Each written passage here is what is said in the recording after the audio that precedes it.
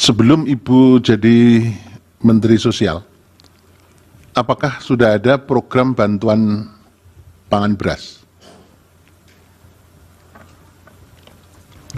Ada, Bapak. Waktu itu yang menyalurkan siapa? Dulu Kementerian Sosial, Bapak. Oke, terus habis setelah Ibu jadi Menteri digeser ke Kepala Badan Bukan, Pangan Nasional. Bapak. Mungkin Gimana? saya perlu jelaskan. Ya, itu perlu dijelaskan supaya clear. Jadi begini, Pak. Waktu itu sebetulnya diberikan kepada Kemensos.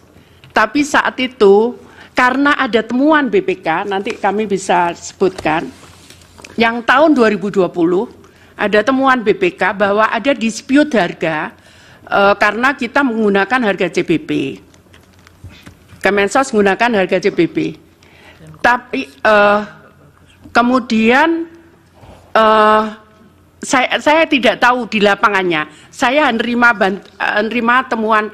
Akhirnya saya sampaikan, kenapa BPK nanyakan, kenapa milih harga CBP, kenapa bukan HET? Itu yang saya tawar saat itu. Kenapa kalau saya menggunakan HET atau harga pasar, saya mau dan tidak ada biaya bungkus.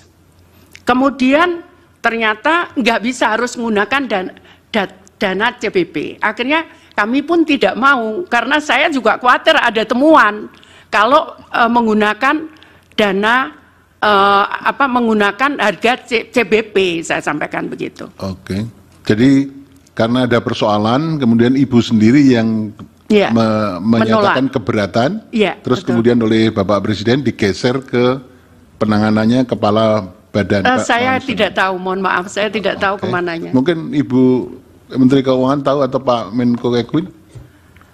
Yang mulia Bapak Arief, waktu bantuan sosial dalam bentuk beras itu dieksekusi dulu, ada juga keluhan mengenai kualitas beras. Karena itu biasanya yang menjadi masalah teknis, beras yang sudah lama ada di Bulog disampaikan dan kualitasnya sudah tidak bagus, sehingga menimbulkan persoalan reputasi bagi pemerintah.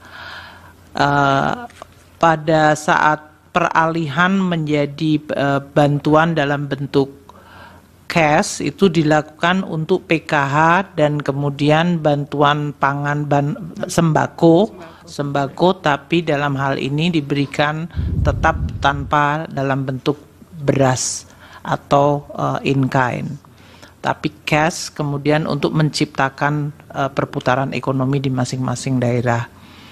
Sedangkan yang Bapanas itu dibentuk tahun 2022 merupakan turunan dari Undang-Undang Nomor 12 mengenai pangan, ketahanan pangan.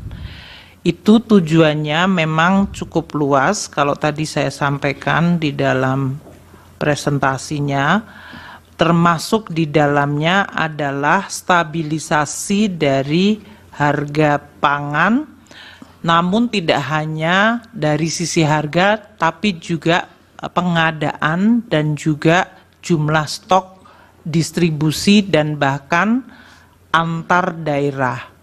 Bapanas sebetulnya mandatnya 11 komoditas untuk masalah ketahanan pangan. Namun untuk tahap yang pertama karena baru dibentuk tahun 2022, fokusnya hanya 3, yaitu beras, jagung, dan kedelai.